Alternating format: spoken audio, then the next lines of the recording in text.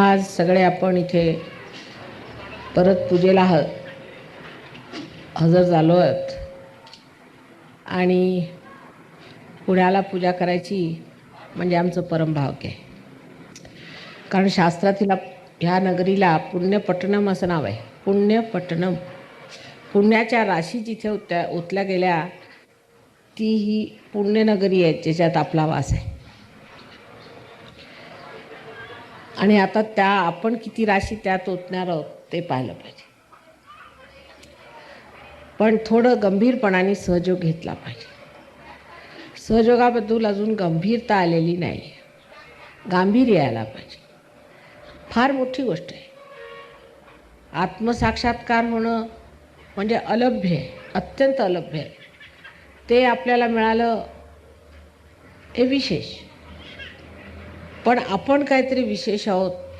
आपली ज्योत पाजळली गेली, ते केवढं मोठं कार्य घडलेलं आहे.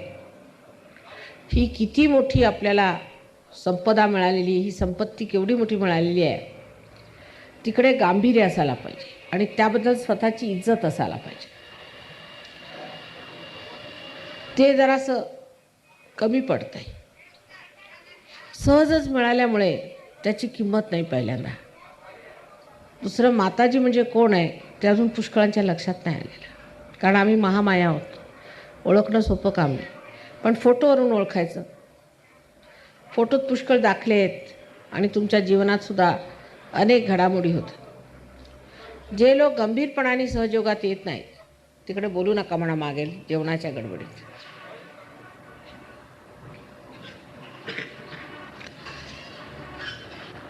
आणि त्यामुळे अत्यंत क्षुल्लक अशा गोष्टी ऐकायला मिळतात आणि आश्चर्य वाटतं की सहयोगामध्ये हे बाहेरच्या देशातले लोक, त्यांचे फक्त प्रतिनिधी इथे आलेले आहेत, फक्त प्रतिनिधी इथे आलेले आहेत आणि किती गंभीरपणाने हे सहयोगाकडे बघतात आणि आपली स्वतःची प्रगती करून घेतात. आणि अजून आपल्या महाराष्ट्रात जिथे संतांनी एवढं आपलं रक्त ओतलेलं आहे तिथे अजूनसुद्धा लोकांमध्ये ती गहनता आलेली नाही आणि क्षुल्लक गोष्टींमध्ये डोकं घातलेलं आहे. लक्ष अगदी क्षुल्लक गोष्टीत आहे. आणि हमखास ते पुण्याला घडतं हे पाहून मला फार फार फार दुःख होतं. तर आज सांगायचं म्हणजे असं की आता पुष्कळशा गोष्टी इथे आल्यावरती नजरेत आल्या माझ्या की लोकांचे व्हायब्रेशन्स ठीक नाहीत. पहिली गोष्ट ते मला एकदम स्टेशनवरच जाणवलं. तर मी माझा एकदम जीव धकला. म्हटलं झालं काय, परत काहीतरी सुरू झालं इकडे. तेव्हा 1-2 सेंटर्स आता बंद करायला पाहिजेत असा माझा विचार आहे. जर 1-2 सेंटर्स बंद केले तर कदाचित ती निगेटिव्हिटी वाढणार नाही. कारण असं आहे की एकदा सेंटर सुरू झाले म्हणजे लोक जर जेव्हा नवीन नवीन सहयोगात येतात आणि जमत नाही त्यांना आपला अहंकार त्यात तृप्त करायचा असतो. कोणत्या ना कोणत्या बहाण्याने तो सुरू असतो. काही ना काहीतरी खुसपटं निघतात. आता विशेष करून वाईट हे वाटतं की पैशाकडे फार लक्ष आहे पुण्यनगरीत आणि त्यामुळे ही भिकार दशा आहे. भिकाऱ्यांसाठी सहयोग नाही आहे. भिकाऱ्यांनी भिकाऱ्याला काय द्यायचं आहे तुम्ही सांगा. जर तुम्ही भिकारी असले तर तुम्ही लोकांना काय देणार. भिकाऱ्यांसाठी सहयोग नाही आहे, श्रीमंतांसाठी. श्रीमंत म्हणजे ज्यांच्या मतीमध्ये श्री आहे. जे भिकारपणाच्या गोष्टी करतात त्या लोकांसाठी सहयोग नाही. ते लोक क्षुल्लक गोष्टींकरता त्रास देणार आहेत. तेव्हा अशा लोकांनी सहयोग कृपा करून सोडावं म्हणजे फार भलं होईल. आमचंही भलं होईल, तुमचंही भलं होईल. आणि असे लोक जर सहयोगात राहिले तर त्यांना त्रास होणार आहे. उदाहरणार्थ एक सांगते मी तुम्हाला. म्हणजे ह्या गोष्टी बोलल्या नाही पाहिजेत. आज पूजेचा दिवस आहे पण सांगितलेलं बरं म्हणजे लक्षात येईल. मुंबईला जेव्हा आम्ही सुरुवातीला लोकांना सांगितलं की आम्हाला काही पैसे नकोत, अजून काही सहयोगाचे बरोबर ठीक झालेलं नाही आहे, जोपर्यंत ट्रस्ट होत नाही मी पैसे घेऊन कुठे ठेवू, कसं घेऊ ते मला करायचं नाही. त्या ट्रस्ट होईस तर तुम्ही थांबा. तुम्ही मुंबईला भयंकर लोकांना खर्च असतो पगार जरी असला तरी सुद्धा. ते माताजी असं कसं, आम्ही काहीतरी दिलंच पाहिजे, तुम्ही काय देऊ नका, सध्या आहेत माझ्याकडे पैसे, जे काय करायचं रजिस्ट्रेशन वगैरे आधी होऊ देत व्यवस्थित, मग तुम्ही द्या. तसं झालं. त्याच्यानंतर ट्रस्ट रजिस्टर झाल्याबरोबर सगळ्यांनी सांगितलं माताजी आता तर आमच्याकडनं पैसे घ्या. तर म्हणे कमीत कमी प्रत्येकाकडनं 1,000 रुपये तरी घ्या. अहो इतके सर्वसाधारण लोक, मला आश्चर्य वाटलं. मला कधी वाटलं नव्हतं हे लोक 1000 रुपये आणून घालतील. त्यांची तुंबळ गर्दी की 1000 आमचे ठेवा, आमचे ठेवा, आमचे. अर्थात मी सुरुवातीचे 1,00,000 रुपये माझे स्वतःचे भरले, ती गोष्ट वेगळी. पण बाकी लोकांनी जी तुंबळ गर्दी तिथे केली की आमचे 1000 घ्या, आमचे 1000 घ्या, त्याचं आश्चर्य वाटलं. त्यात 17 माणसं आली. ते म्हणे माताजी थोडेसे कमी राहिले, तेवढे मिळाले म्हणजे द्या. म्हटलं असं करा, सध्या मी तुमचे देते पैसे, मग तुम्ही देत राहा, काही गर्दी नाही. त्यांच्या नावाने मी 17,000 रुपये जमा केले त्या एका गृहस्थाकडे. ते श्रीमान पुणेकर स्टाईल होते. त्यांच्याजवळ रुपये जमा केले, त्यांनी घेतले रुपये ते माझ्याकडनं व्यवस्थित. ते 8-10 माणसं बसली त्यांच्यासमोर आणि जमा नाही केली ते परत. झालं काय, गहाळ झाले. अरे गहाळ कसे झाले? 17,000 रुपये गहाळ कसे झाले? गहाळ. आणि मग त्याच्यावरती तोरा असा की येऊन की हे तुमचे ब्लॅकचे पैसे होते माताजी, तेव्हा त्या गहाळ झाले. तर का म्हटलं ब्लॅक बिकचे नव्हते, मी बँकेतनं पैसे आणते नाही, माझे बँकेतले पैसे आहेत, हे बघा तू. माझं ब्लॅकचा एक पैसा तुम्ही म्हटलं बोलून आणा कुणाला, मी दाखवते ना माझ्याजवळ बँकेत तेच पैसेच आहेत, सगळे बँकेतच असतात माझे, कधीही पैसे ब्लॅकमध्ये नाहीत. तेव्हा तुम्ही असं कसं म्हणता? म्हणजे हा तोरा. आणि त्या माणसाला मग कॅन्सर झाला, मेला, सगळं झालं. पण मी काही त्याच्यावरती काही शाप केला नाही किंवा काही नाही. मी त्याला काही, तो माझ्या मुलासारखा, त्याला मी कशाला दुःख देणार. पण जेव्हा तुम्ही आईच्या चित्तातनं उतरले की तुम्हाला भूत धरणार, तुम्हाला त्रास होणार आणि तुम्हाला मग ते भोगावं लागणार. पण इथले लोक भयंकर कद्रुक आहेत पुण्याचे, असं मला दिसतंय. तिथे जर त्यांना म्हटलं की 11 रुपये कमीत कमी देणे, तर सगळे निदान तरी सगळे 51 रुपये तरी देतात निदान. अहो एकदाच द्यायचं माताजी, एकदाच येतात. पण आता मी हिशोब बघितला तुमचा, तर मला आश्चर्य वाटलं की प्रत्येकाला खर्च वजा करून 7 रुपयेसुद्धा तुम्ही पूजेचे दिलेले नाहीत कुणीसुद्धा. आणि ते एका फॅमिलीला 7 रुपये पडले. पूजेचा सर्व खर्च काढल्यावरती बघितलं तर त्यांनी 2,700 रुपये मला एकंदर दिले संबंध वर्षाचे. तर प्रत्येक पूजेला प्रत्येक फॅमिलीतर्फे 7 रुपये पडले. आणि त्यावरही रड असते. हिशोब बघून एवढा आश्चर्य मला वाटलं की त्यांच्यावरती 11,000 रुपयाचा आता खर्च झालेला आहे. कारण मागचा मंडप जो होता तो आणि हा मंडप, हा संबंध ह्यांनी खर्च केला. अर्थात ते पैसे मी देणार आहे, म्हणजे माझ्याच पूजेचे मलाच पैसे द्यावे लागणार, नाही ते फॉरेनर्सनी द्यायचे. बरं साडीचा तुम्हाला खर्च नाही, कशाचा खर्च नाही, 11,000चं त्यांच्यावरती कर्ज आहे. म्हणजे मंडपाचे पैसे ह्यांनी द्यायचे फॉरेनर्सनी, सगळं द्यायचं. तुम्ही पुण्य कसं घेणार? पुण्य तुम्ही घ्यायचं असं आहे का? ही कोणची रीत झाली? पण अगदी जर तुम्ही भिकार स्थितीत असा भांडी घासणारे म्हणे, कुणी लोक म्हणतात भांडी घासणारे, त्यांनी यायचं नाही. आम्हाला भिकारी लोकांसाठी सहयोग आधी उभा करायचा नाही, नंतर त्याच्यामध्ये भरीवपणा आला मग सगळ्यांना आश्रयाला बोलू. आधी आपलं तर ठीक होऊ द्या. आधीच खोगीर भरती करून ठेवली तर आमचंच दिवाळं वाजायचं.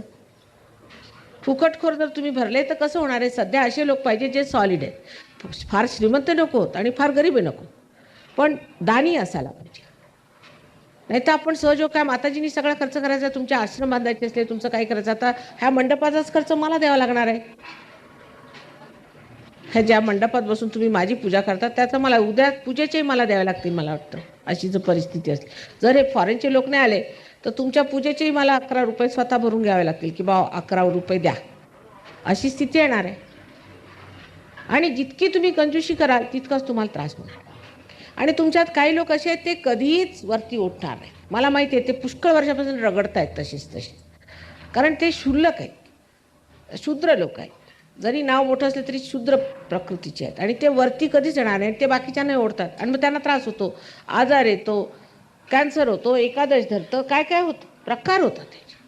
आणि मग झालं, मग माताजी आम्हाला झालं. अरे पण तुम्ही आपलं काय भलं करून घेतलं? काल आता इतकं मी समजावून तिथे सांगितलं, पण मला नाही वाटलं फार लोकांच्या डोक्यात गेलं असेल ते, कारण कोणाच्या डोक्यातच जात नव्हतं.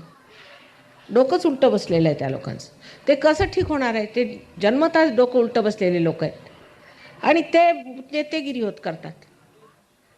तेव्हा आता काय करावं या पुण्यासाठी मला समजत नाही. तर इथे मला राहायचं आहे तर भिकाऱ्यांच्यामध्ये मला राहायचं नाही, सरळ गोष्ट आहे. भिकारी लोक त्यांना पोसायला तरी आधी हिंमत असायला पाहिजे ना. तर एकटी मी कुठवर पोसत बसणार भिकाऱ्यांना? आणि जितका भिक्कारपणा कराल तितकाच या पुण्याला भिक्कारपणा येणार आहे. आता 11 रुपये तुम्ही दिले आम्हाला, समजा 11 दिले, 7च रुपये, कारण हिशोब लावला आम्ही तर 4,500च तुमच्यासाठी बक्षीस आणलेलं आहे द्यायला. ते आता देणार आहोत तुम्हाला बक्षीस, कारण इथे चांदीचं सामान पाहिजे ना माताजी ना. चांदीच्या सामानातच द्यावं लागतं हे माहिती आहे ना तुम्हाला. नाही तर प्लास्टिकचं घेऊन या काहीतरी, तेही चालेल बाबा. आता काय करायचं, माताजी म्हणजे जर भिकाऱ्यांच्याच माताजी असल्या तर प्लास्टिकचं आणलं तरी चालेल. तसं प्लास्टिक बिस्टिकचं घेऊन या, आजकाल मिळतं स्वस्त आपलं. नाही तर टिनाचं घेऊन यावं काहीतरी, कारण लोक जर टिनाच्याच लेवलचे असले तर मग टिनाचंच घेतलं पाहिजे. तर हा समाजवाद अमुकवाद इथे काही चालणार नाही. इथे फक्त देवाचा वाद आहे, आणि तो म्हणजे असं की आपल्यातलं जे उत्तमातलं उत्तम आहे ते देवाला दिलं पाहिजे. आपली सारी मेहनत देवाला दिली पाहिजे, आपलं तन मन धन सगळं देवाला दिलं पाहिजे. सगळं देवांचंच आहे असं ठेवलं पाहिजे. अर्थात ते आम्ही घेणार नाही, ती दुसरी गोष्ट. पण जे उलट्या डोक्याचे लोक आहेत ह्या पुण्याला, विशेष करून काहीतरी 7-8 मंडळी अशी आहे, ते उलट शिकवतात लोकांना. तर अशा भिक्कारपणाने सहयोग चालणार नाही. अशा लोकांनी कृपा करून सहयोग सोडावा. निदान 11 रुपये त्यांनी जर एका फॅमिलीला ठेवलेत किंवा 21 रुपये एका फॅमिलीत, काही जास्त नाही. 7च पूजा होतात, काही जास्त नाही. मी त्यांना सांगितलं 2 कमवत्या लोकांना सांगा. पण ह्या पैशाच्या गोष्टी कुठल्या लेवलवरनं कुठं उतरावं लागतं, मला तर इतका त्रास होतो पुण्याला. हे लोक सगळे फॉरेनच्या लोकांना खूप तुमची माहिती आहे, आणि त्यांना मुळीच पुण्याला आलं. पुन्हा नको म्हणून ह्या वेळेला 1च दिवसाचा प्रोग्राम ठेवला होता त्यांनी. मीच म्हटलं अरे बाबा चला, त्याला नकोच आहे पुणे. कारण इथल्या लोकांच्या चेहऱ्यावर दिसतं त्यांना की कंजूसडे लोक आहेत, आणखीन अत्यंत शूद्र लोक आहेत. चेहऱ्यामध्ये ती हेच नाही त्यांच्यात. काही लोक चांगलेच आहेत अर्थातच, पुष्कळ लोक चांगले आहेत, पण काही लोक इतके विक्षिप्त आहेत की त्यांना बघून यांना नको. सारखं म्हणतात नको माताजी तिकडे, म्हणून देहू रोडला चला, तिकडे राहू द्या आम्ही विलेजर्समध्ये. इथले लोक नको. मुंबईला काय हरकत नाही ना, पण पुण्याला यायला नको. मद्रासला जायला हरकत नाही, दिल्लीला जायला, पण पुण्याला नको. म्हणजे काय आहे काय तुमचं? तिथे जाऊन त्या तुकारामाच्या जागी जिथे ते ध्यान करत असत जाऊन त्याची माती डोक्याला लावली आणि इथून व्हायब्रेशन शिकतात. पुण्याला म्हणे सगळ्यांचे गरम गरम येतात म्हणे या लोकांची सगळ्यांचे, पण नको म्हणा, गरम लोकांच्या जवळ आम्हाला राहायचं नाही. म्हणजे आपली काय संपत्ती आहे मुख्य, म्हणजे इथे आपण आलो कशाला सहयोगामध्ये? आपण फक्त आपली आंतरिक संपत्ती मिळवण्यासाठी आलो. ती आंतरिक संपत्ती आपल्याला मिळवली पाहिजे. त्याच्यामध्ये हे लक्षण आहे की कुरकुरायचं, किंवा एखादं जसं आपलं युनियनचे लोक भांडतात नाही का पैशासाठी, तसं भांडायचं. असे लोक बेकार आहेत सहयोगात, त्यांनी मुळीच येऊ नये आणि त्रास देऊ नये. ज्यांचं लक्ष पैशाकडे आहे त्यांनी मुळीच सहयोगात येऊ नये. ज्यांचं लक्ष पैशाकडे नाही ते समृद्ध होणार आणि उत्तम रीतीने राहणार आहेत. तेव्हा आज या पूजेच्या आधी एवढ्यासाठी सांगितलं मी की कुरकुरणारा मनुष्य सहयोगात राहायला नाही पाहिजे. जो प्रेमाने आदराने, म्हणजे कमाल आहे तुमची, तुमचं मला घ्यायची नाही, मी तुमचं काही घेतच नाही, उलट माझे डबलचे पैसे घालून तुम्हाला ते बक्षिसाला परत करते की तेच राहू देत. म्हणून नाव माझं असतं त्याच्यात, कारण घेतलं हे पाहिजे म्हणून घेते. थोडंसं घेतलं पाहिजे. ते कशाला? की त्यांनी तुमचं धन वाढावं म्हणून. नावाला ते कसलं काय, नुसतं नावाला घेते आणि परत त्याचं काहीतरी करून तुम्हाला देते तुमच्या सेंटरला. सगळ्या सेंटरला जर व्यवस्थित होता, अहो त्या राहुरीला तुमच्यापेक्षा जास्त पैसे येतात. आश्चर्य वाटतं मला. राहुरीला तुमच्यापेक्षा जास्त पैसे, त्या नाशकाला जिथे कितके थोडे तिथून तुमच्यापेक्षा जास्त पैसे येतात. त्या सर्व पैशांच्या दमावरती तुमच्यासाठी आम्ही चांदीची भांडी घेतो. म्हणजे सगळ्यात भिकारी पुण्याचे लोक आहेत हे सिद्ध झालं सोबतो आत्तापर्यंत. 11,000 रुपयाचं आता कर्ज आहे यांच्यावरती. ते कोण देणार? माताजीच देणार. आमच्या माताजी देतील सगळं. म्हणजे या फॉरेनर्सना सुद्धा हे दिसतं की नाही, यांच्यासमोर सगळे हिशोब आहेत त्यांच्या पैशाचे. ते म्हणजे हे आहे काय ह्या लोकांचं? साडीसुद्धा हे घेणार, मंडपाचे हे देणार, पूजेचे हे देणार, म्हणजे तुम्ही देणार काय? आणि ही सुरुवात आहे. पैशापासून माणसाच्या परखीची सुरुवात होते. पैशातच मनुष्य कसा आहे तो दिसतो. आता सहयोगामध्ये किती तुमचे खर्च वाचतात जर शहाणपणाने राहिले. डॉक्टराला पैसे नको, अगदी वर बघितलं तरी इकडे तिकडे देवळात जाऊन पैसे फेकायचे ते नको, तीर्थाला जायचे ते नको, नसते उपास तपास करून खर्च वाढायचे ते नको, भलत्या पूजा घरात करसत ते नको, काही नको. त्यातून इतर छंद सुटलेले असतात, सिनेमा हे ते फालतूचे छंद सुटून नंतर दारू व्यसनं सुटल्यामुळे ते पैसे वाचतात, अगदी अगदी वरच्या लेवलला. पण सगळ्यात मुख्य म्हणजे परमेश्वराचा आशीर्वाद आल्यावरती काय मुश्किल आहे. पण ते पात्रता घेण्यासाठी आधी पैसाच कंजूसाच्या सुटत नाही. कवडी चुंबक लोक ते कवडीला जर चुंबकासारखे चिकटले ते परमेश्वराला कधी चिकटणार आहेत. अजून 100 जन्म घेतले तरी नाही चिकटणार, हे मी तुम्हाला सांगतो. अहो त्या खेड्यात सुद्धा लोक, माताजी थोडं तरी पैसे घ्या आमच्याकडं. असं कसं? हे मला लक्ष्मी मिळेल, थोडे तरी घ्या. काही नाही तर 10 पैसे तरी घ्या आमच्याकडं, आम्हाला लक्ष्मी मिळेल. माताजी लक्ष्मीसाठी आम्ही देतो, आमच्या लक्ष्मीवर कृपा करा. 10 पैसे सुद्धा असले ते घेऊन येते. म्हणते बरं घेऊन टाका आता काय, म्हणजे घेत नाही मी पैसे, तुम्हाला माहिती आहे मला काय घ्यायचे आहेत का पैसे, पण आपलं त्यांच्या समाधानासाठी. तर आता पैशाच्या गोष्टी कुणी केल्या त्या माणसाला सरळ सांगायचं तुम्ही सहजगापासून परावृत्त व्हाणे निघून, आणि सरळ मुकाट्याने ह्यांना पैसे आणून द्यायचे. कुणी तुम्हाला तुमच्या मागे फिरणार नाही, तुम्ही अगदी पछाडून टाकता. हे शब्द वापरलेले लोक पछाडतात. आणि मुंबईला उलट आहे. मुंबईला मागितलं तर इतके देतात, न मागताच लोकांना समजत नाही काय करायचं. आता सर्वसाधारण लोकांना इथे 1000-1200 पगार आहे. सर्वसाधारण लोकांना, ज्यांना एवढाही पगार नाही, नुसती जी भांडी घासतात किंवा रस्त्यावरती बसून भीक मागतात त्यांच्याकडनं आम्हाला घ्यायचं नाही, त्यांच्यासाठी सहयोग नाही. तो उद्या म्हणाला आम्ही रस्त्यावरती एक वाटी घेऊन उभे राहतो काची ॲल्युमिनियमची, त्याच्यात आम्हाला जेवढं मिळतं त्यातलं घ्या तुम्ही, असे आम्हाला नको. त्यातले जे लोक असतील त्यांनी क्षमा करा आणि कृपा करून जाऊन तिथे उभं राहावं आणि भीक मागावी. सहयोगामध्ये एक प्रतिष्ठित लोक पाहिजेत आणि कारस्थानी पण फार आहेत. हे कारस्थान कर, ते कारस्थान कर, ते अभयच्या जागेचा एवढा गोंधळ केला, हे केलं, ही कारस्थानीपणा करायचा नाही. मग हे कारस्थानं केल्यावरती मग आजार आला, तब्येती खराब झाल्या, म्हणजे मग माताजींनी खराब केलं आमचं असं बोलायचं. स्वतः आपलं काय बिघडलं ते बघायचं नाही, आम्ही काय वाईट वागतो ते बघायचं नाही, स्वतःकडे लक्षच नाही. म्हणजे आत्म्याचा प्रकाश तरी आला की नाही हे बघा ना तुमच्यामध्ये. आत्म्याचा प्रकाश आल्याबरोबरच ही माणसं कशी एका दिवसात झाडून वरती उभी राहतात. आणि तुम्ही कसे हो लोकात, तंबाखू खातो तो खातोच आहे, दारू पितो तो पितोच आहे, आणखीन इतकंच नव्हे तर जो कारस्थानी तो कारस्थानं करतच आहे.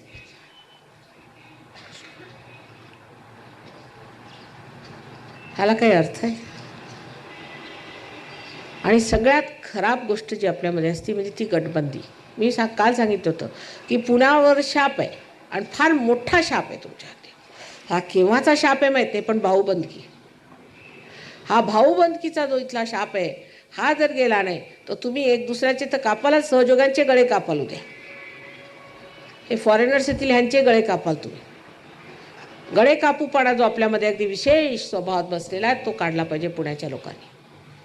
आणि कोणत्या गोष्टीची टर उडवायची, कोणत्या गोष्टीमध्ये घन उतरायचंच नाही, टर उडवायची. म्हणजे जसं काही वरती वरती वरती वरती असं राहायचं, घन उतरायचंच नाही, टर उडवायची. म्हणजे फार शिष्ट झाले, म्हणजे फार शहाणे, अतिशहाणे. मूर्खासारखं वागून काय होणार आहे, कशाला नाही थोडंसं समजून चालत, थोडं तरी गहन व्हायला पाहिजे. इतका इथे वाढतोय सहयोग पण मला घाबरायला होतं आहे. कारण क्वालिटी काहीच येणार नाही, अशी भलतीच क्वांटिटी वाढून काय फायद्याचं नाही. क्वालिटी पाहिजे. तर फालतूचे लोक असतील त्यांना काढून टाका, जे सहयोगी नाहीत त्यांनी यायचं नाही. दुसरं असं की सहयोगी केल्याशिवाय त्यांना तुम्ही पूजेला बसवायचं नाही. 4 माणसं असली तरी पुरतील, पण 15 घाणेरडी माणसं नकोत. मला त्रास होतो फार शारीरिक. आणि तुम्हाला आपल्या शरीरात स्थान दिलं आहे, कुणी दिलं आहे असं तादात्म्य कुणी दिलं आहे का?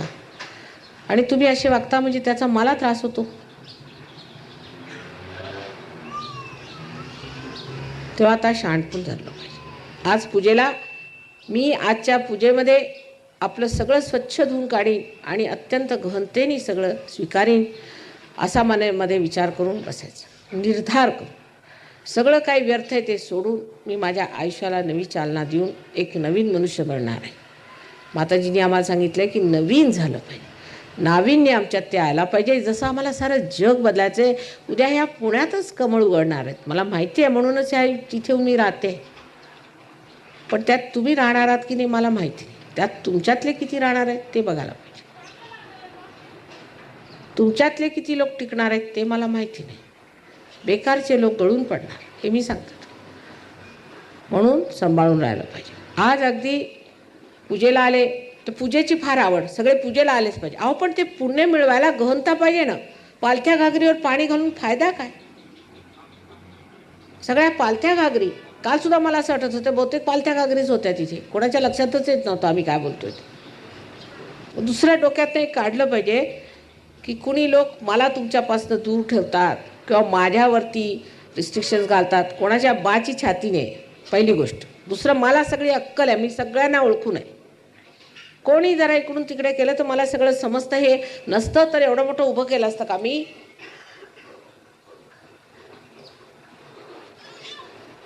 जी मंडळी कशी आहेत, ते कसे लोक आहेत, ते सगळं मला माहिती आहे. मीच म्हणते म्हणून असं करतात. म्हणूनच मी म्हणते की कुणाला बोलू नका, मला भेटायचं नाही कुणाला. मीच म्हणते, ते काय म्हणणार आहे?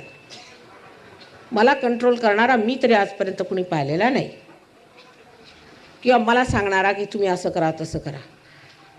तोंडापुरती हो म्हणेन मी, पण करायचं तेच करणार. आणि मला समजतं की नाही, तुमच्यापेक्षा जास्त समजतं की नाही. आताच लिहिलं की वेद विशारद आहे, सगळ्या वेदाची जी विशारद आहे तिला हे समजणार नाही का? त्याला शिकवायला कोणी यावं म्हणा. माताजी आहेत ना, माताजी त्यांच्या कह्यात आहेत असं का? मग अशा माताजींना तुम्ही तरी कशाला मानता? बेकार माताजींना. सगळ्यांनी माझ्या डोक्यावर जर येऊन उभं राहिले तर माझं काय होणार आहे? काही शिस्त असायला पाहिजे की नाही? अहो इतकी शहाणी मंडळीसुद्धा इथे आहेत की ते माझ्याकडे प्रेझेंट घ्यायला आले नाही. म्हटलं तुम्ही आला का नाही? नाही माताजी, आम्ही म्हटलं की असं आहे, अजून आमचं सहयोगात एवढी प्रगती झाली. पुण्यातलंच सांगते. आम्ही म्हटलं असं कसं, अजून आम्ही एवढे मोठे सहयोगी नाही. तर जे पुढे आले ते सगळे बेकारच होते. कोण मोठे आले ते? काही होते म्हणा चांगले, तर आम्ही कोण सहयोगी होत? असेही लोक या पुण्यात आहेत. आम्ही कोण मोठे, आम्ही कशाला घ्यायचं घ्यायला? प्रत्येक वेळा फॉरेनच्या लोकांनी तुमचं पैसे द्यावेत आणि पुण्य मात्र त्यांना मिळणार आहे. बाकी तुम्हाला मिळतील बाकी जे काय असेल ते. रेडिओ घेऊन बसा घरी. पुण्य घ्यायचं आहे की रेडिओ घ्यायचा आहे? पहिली गोष्ट. फॉरेनच्या लोकांनी हे द्यायचं ते द्यायचं, फॉरेनचे पैसे माताजी त्या, असं बोलायचं नाही. हे भिक्कारपणाचं लक्षण आहे. आणि सहयोगाने तसं मुळीच बोलायचं नाही, शोभत नाही. तुम्ही सहयोगीत आहो, योगी राज तुम्ही. कुठे नेऊन बसवलं मी तुम्हाला ते तरी ठेवा. सिंहासनावर बसल्यावरती तुम्ही भिकाऱ्यासारखे वागता म्हणजे काय म्हणावं तुम्हाला? म्हणजे मला रडायला येतं. काल मी रडतच बसली होती. पुण्याला आला की नेहमी मला रडायला येतं. आता पुढच्या वेळा मला प्रसन्न ठेवलं पाहिजे. आता सांगितलं ना, 11,000 रुपयाचं त्यांच्यावरती कर्ज आहे. कोण देणार? ह्या मंडपाचं एवढं मोठं मंडप मात्र शाननी घातला आईला दाखवायला, आणि ते त्याच्यात बघते तर सगळे पैसे आमचेच लागणार आहेत. म्हणजे मीच माझा मंडप करावा, मीच माझं सगळं पूजन बिजन करून तुम्ही पुण्य तुम्हाला कसं मिळणार आहे? असलाच प्रकार दिसतोय थोडा बहुत. लागलं तर 4 माणसांनी पूजा करा, पण व्यवस्थित हृदयाने करा. ज्यांना हृदय नाही त्यांनी करायची नाही. ज्यांचं लक्ष पैशात त्यांनी ते कशाला बाजारात जावं? तुम्हाला माहिती आहे माताजी पैसे घेत नाहीत. अगदी एक कवडी मला नको तुमची, उलट स्वतःचे पैसे घालून सगळं करते. पण तुम्ही अगदीच पैसे घालणार आहे आणि फुकटखोरी कराल ते मात्र तुम्ही चालू देणार नाही. हे पुष्कळदा पुण्याला झालं आहे, आता परत होऊ देणार नाही. परत तसं करायचं नाही आणि असे कंजूसडेपणा करायचा नाही. आणि सगळ्यात शेवटली गोष्ट अशी की तंबाखू खाणारा मनुष्य सहजगात येऊ शकत नाही, आणि तोंडाला त्या बायका ते काळं भासत असतात त्यांनी यायचं नाही. ज्या बायका असं करतात आणि पुरुष त्यांनी यायचं नाही सहजोगात, त्यांना मज्जा हवी, मुळीच यायचं नाही. तेच लोक असे धंदे करतात. ज्यांच्या तोंडात तंबाखू असेल त्यांनी आत्तासुद्धा उठून सरळ चालतं, नाही तर मी त्रास देणार. आणि तोंडाला त्या लावायच्या नाही मिश्या. दारू तर प्यायचीच नाही, पण हे सुद्धा ते तोंडाला लावत बसायचं सकाळी मूर्खासारखं. ते काय काढलं आहे गाण? आमच्याकडे मोलकर्णी लावतात. म्हणजे काय मोलकर्णी आल्यात काय आता सगळी ती प्रोग्रामला? अशी दुर्दशा करायची नाही माझी. मला सुद्धा काहीतरी पत असायला पाहिजे. जगात लोकांना वाटलं पाहिजे. आणि लोक म्हणतात आहे की माताजी रांजले गांजले आणखीन भिकारी, अशाच लोकांच्या माताजी आहेत. पुण्यात असंच म्हणतात माझ्याबद्दल लोक. त्यात तुमच्यातसुद्धा काहीतरी दिसलं पाहिजे. आज पूजेच्या दिवशी निश्चय निर्धार करून गंभीरता आतमध्ये आणा की आम्ही आजपर्यंत काय झालं ते चुकलं आमचं. आई ह्याच्या पुढे आम्ही मात्र नेटाने प्रत्येकाने स्वतःसाठी मिळायचं आणि ग्रुप बनवायचाच नाही. कोणी कुणाच्या विरुद्ध बोलायला सुरुवात केली की त्या माणसाला छाटूनच टाका म्हणजे बरोबर होईल. ग्रुप बनवायचा नाही. ज्यांनी ग्रुप बनवायला सुरुवात केली मी बघा तिथे मग धाड आणणार आणि ते मला फार सोपं काम आहे. कोणी ग्रुप बनवायचा नाही, कोणत्याही सेंटरवर ग्रुप बनवायचा नाही. आणि ते कुलकर्णींना मी लीडर केलेलं आहे. त्यांना कुणी चॅलेंज करायचं नाही आणि कुणी त्यांच्याशी वाद घालायचा नाही हे मी सांगून ठेवते तुम्हाला निक्षून. कुणी जरी वाद घातला तर मग माझं त्यांचं पाहून घेईन मी.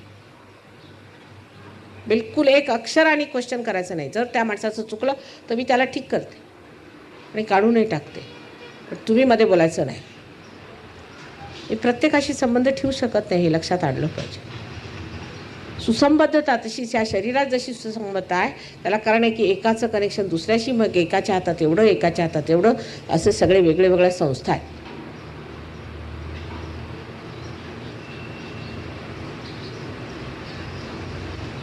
जोर जबरदस्ती करायची नाही. स्वतःवर जोर जबरदस्ती करा, स्वतःला नीट करा, स्वतःला बघा, स्वतःकडे लक्ष द्या.